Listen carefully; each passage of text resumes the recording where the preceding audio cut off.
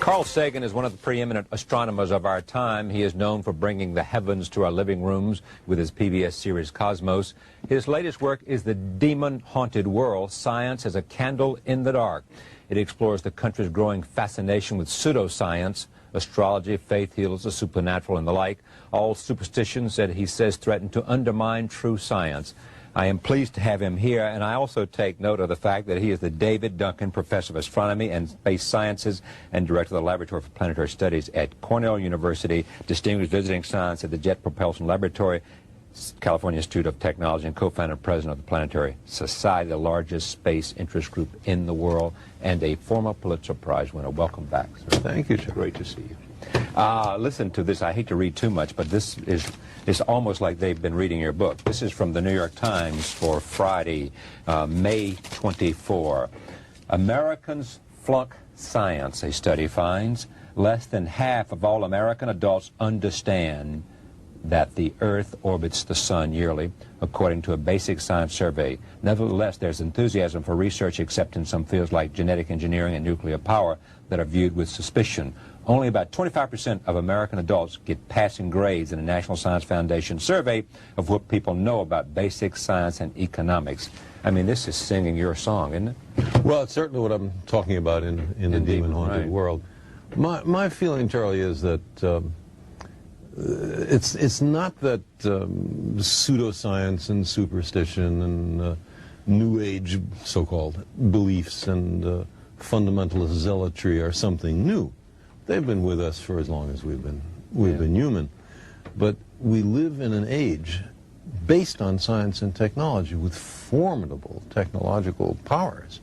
Science and technology are propelling us forward at accelerating rates. That's right. And if we don't understand it, and by we I mean the general public, if it's something that, oh, I'm not good at that, I don't know anything about it, then who is making all the decisions about science and technology that are going to determine what kind of future our children live in? Just some members of Congress? But there's no more than a handful of members of Congress with any background in science at all. And the Republican Congress has just abolished its own Office of Technology Assessment, the organization that gave them bipartisan, competent advice on science and technology. They say, we don't want to know. Don't tell us about science and technology. Surprising, because Gingrich is genuinely interested, I think, in these kinds of things as a, out of his own intellectual curiosity. Does the president still have a science advisor? He does, John Gibbons, and the vice president is scientifically literate. Yes, scientifically a science maven. I mean, you blast them all: creationist, Christian scientists who you say would rather allow their children to suffer than give them insulin or antibiotics. Astrologers come in for particular scorn on your part. Well, I would say scorn, just derision. Derision. A more generous version of scorn. But what's the danger of all this? I mean, this is not the thing that... There's two kinds of dangers. One is what I just talked about, that we've arranged a society based on science and technology, in which nobody understands anything about science and technology, and this combustible mixture of ignorance and power, sooner or later, is going to blow up in our faces.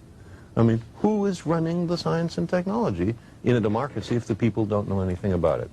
And the second reason that I'm worried about this is that science is more than a body of knowledge. It's a way of thinking, a way of skeptically interrogating the universe with a fine understanding of human fallibility. If we are not able to ask skeptical questions, to interrogate those who tell us that something is true, to be skeptical of those in authority, then we're up for grabs for the next charlatan, political or religious, who comes ambling along. It's a thing that Jefferson laid great stress on. It wasn't enough, he said, to enshrine some rights in a Constitution or a Bill of Rights. The people had to be educated, and they had to practice their skepticism and their education. Otherwise, we don't run the government. The government runs us. Jefferson was amazing in his devotion to science. We think of Jefferson as this man who was literate and who was a passionate articulator of freedom. But if you go to Monticello, exactly, what you appreciate is he was at heart a scientist, a botanist, an architect, geologist. And if you Meriwether Lewis, as we know from Stephen Ambrose, you know, he wanted him to go out and do experimentations and explore and be skeptical and find answers to passages and explore the West. Exactly right. And there was also an economic grail there if the Northwest Passage was found. Jefferson said that he was at heart a scientist, that he would have loved to have been a scientist. But there were certain events happening in America that called to him, and so he devoted his life to that kind of politics. Indeed. Yeah. So that generations later, people could be scientists. Yeah. Have we, the point is made, and maybe by you, you know, is it, when's the last time we had a president who made a speech about science? You know, yeah, I mean, it made I say that. You know, it is this notion that science is not of great interest to us in some sense, that somehow we don't want to learn. You see, people read the stock market quotations and financial pages. Look how complex that is. And because they know the direct connection to their own. There's a motivation, but they're capable. Large numbers of people. People are able to look at sports statistics. Look how many people can do that. Understanding science is not more difficult than that. It doesn't involve greater intellectual activities. But the thing about science is, first of all, it's after the way the universe really is and not what makes us feel good. And a lot of the competing doctrines are after what feels good and not what's true. Okay, but you got to make, I'm not sure you'll go this far with me, but I mean, there's a lot of that is about feeling good, and there's a lot of that that's about hocus pocus, but at the same time, there are millions of people who understand science does not prove religion, but because religion is faith-based, and therefore you should not deny the value of it because it is faith-based and not scientific. But let's look a little more deeply into that. What is faith? It is belief in the absence of evidence. Now, I don't propose to tell anybody what to believe, but for me, believing when there's no compelling evidence is a mistake. The idea is to withhold belief until there is compelling evidence. And if the universe does not comply with our predispositions, okay, then we have the wrenching obligation to accommodate to the way the universe really is. So you step forward to say, I deny all religion because I can't see it proved scientifically? No. You see, the value of religious experience and the value of reaching for higher experiences. Let me say, religion deals with history, with poetry, with great literature, with ethics, with morals, including the morality of treating compassionately the least fortunate among us. All of these are things that I endorse wholeheartedly. Where religion gets into trouble is in those cases that it pretends to know something about science. The science in the Bible, for example, was acquired by the Jews from the Babylonians during the Babylonian captivity of 600 BC. That was the best science on the planet then. But we've learned something since then. Roman Catholicism, Reformed Judaism, most of the mainstream Protestant denominations have no difficulty with the idea that humans have evolved from other creatures, that the Earth is 4.6 billion years old, with the Big Bang. They don't have any trouble with that. The trouble comes with people who are biblical literalists, who believe that the Bible is dictated by the creator of the universe to an unerring stenographer. And so therefore they... And has no metaphor or allegory. And from there they make their political and economic choices, and social choices. And scientific. And scientific choices. And scientific. And that's part of your problem with that idea. Exactly. It is that because for the wrong reasons we make the wrong choices about science. That's right. So who is more humble? The scientist who looks at the universe with an open mind and accepts whatever the universe has to teach us, or somebody who says everything in this book must be considered the literal truth and never mind the fallibility of all the human beings involved in the writing of this book? I mean, I accept that, but I also, the argument being made by many is that, you don't have to, whether a specific scientific act took place as described by some biblical writer is not at the heart of the religious faith and the religious experience. Some people agree with you, and some people don't.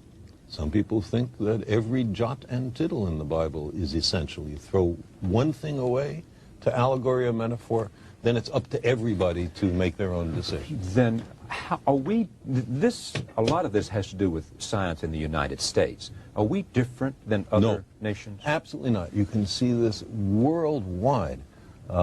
In India, there's a madness about astrology. In Britain, it's ghosts. In Germany, it's rays coming up from the earth that can only be detected by dowsers. Every country has its own specialties. We seem to be fascinated by UFOs right now. But one thing... What is that? Before you leave UFOs, tell me about you and Professor Mack. John Mack is a professor of psychiatry at Harvard, who I've known for many years. We were arrested together at the Nevada nuclear test site protesting U.S. testing in the face of a Soviet moratorium on testing. And many years ago, he asked me, what is there in this UFO business? Is there anything to it? And I said, absolutely nothing, except, of course, for a psychiatrist. He is a psychiatrist.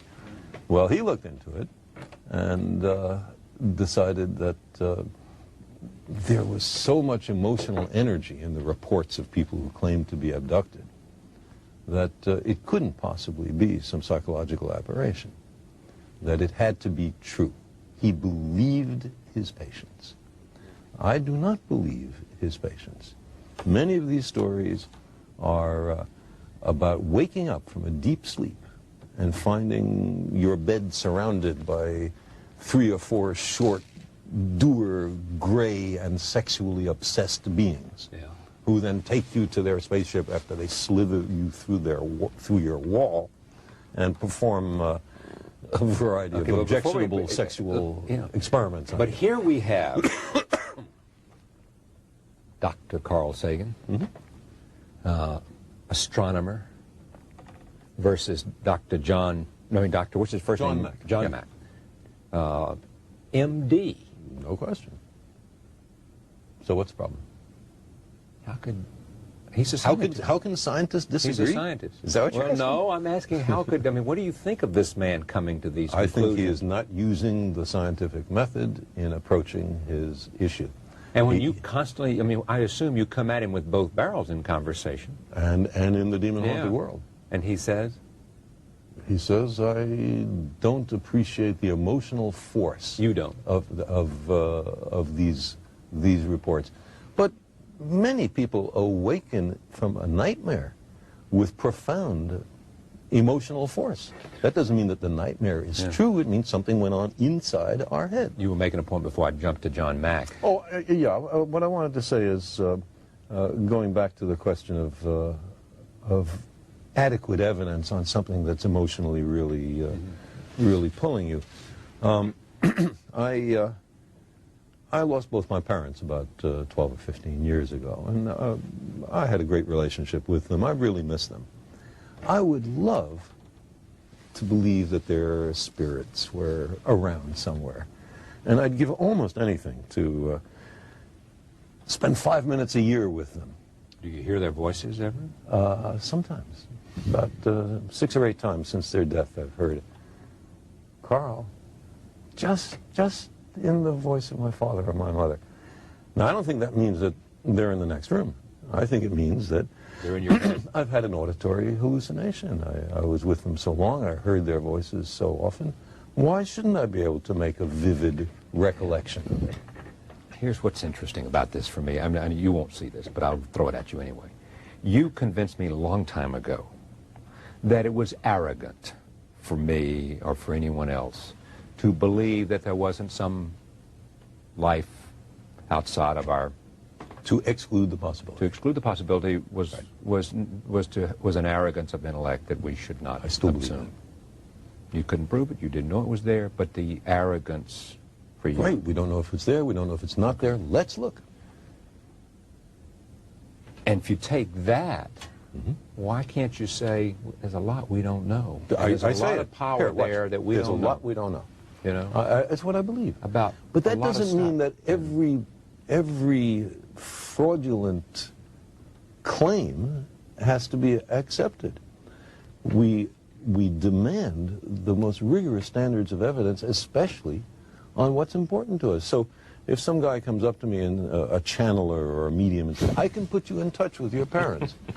Well, because I want so terribly to believe that, I know I have to reach in for added reserves of skepticism, because I'm likely to be fooled and much more minor to have my money taken. What was it, J.Z. Knight was it? Yeah, exactly. She has a guy named Ramtha, who's 10,000 years old or 35. Something. 35, yes. He tells you lots of things, but nothing about what life was like 35,000 years ago. Shirley MacLaine believes. Shirley MacLaine believes that Ramtha was her brother. Things like the Loch Ness Monster, and all that. Again, is it photograph? Fakes. I mean, the most famous photograph has now been shown to be a fake, but could there be a unknown mammal or even reptile of large dimensions swimming in a Scottish lake? Sure there could. That we don't know about? Sure there could. Who says no? But nobody. But the evidence does not support it, does not demonstrate it. So do we say, oh, ridiculous? No, we don't do that. We say unproved, which is a Scottish verdict. Some reviewers differ with your conclusions on this point, that you seem to say it's growing, this kind of pseudoscience. No, sorry to interrupt. I don't. This is part of being human. Humans have had this way of magical thinking through all of our history.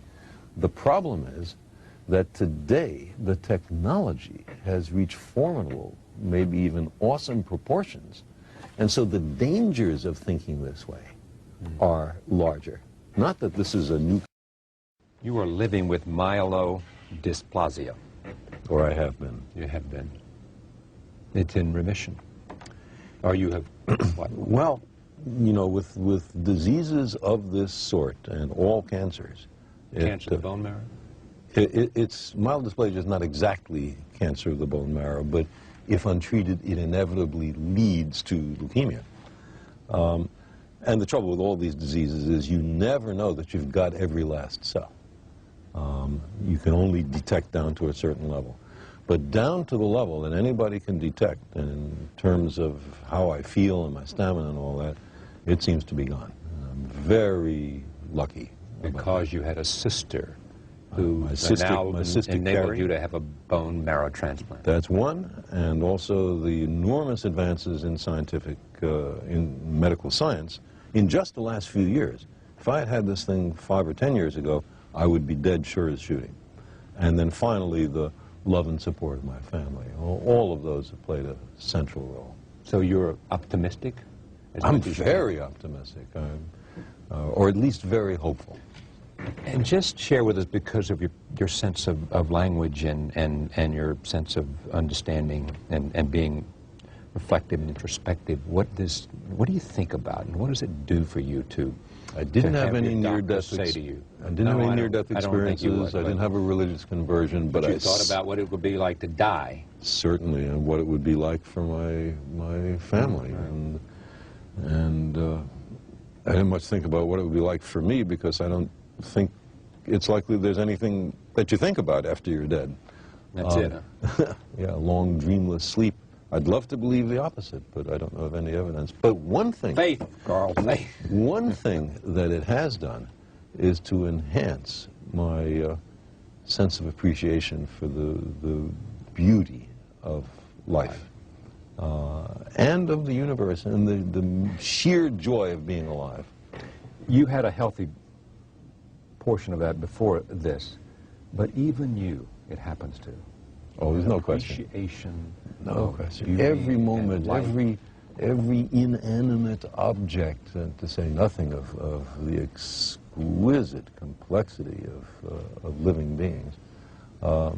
Yeah, you imagine missing it all, and suddenly it's so much more precious. May you live a long time. Thank you very much. Thank you, George. Pleasure. Same here. Carl Sagan, Science as a Candle in the Dark. The title of the book is The Demon-Haunted World. Thank you for joining us. We'll see you next time.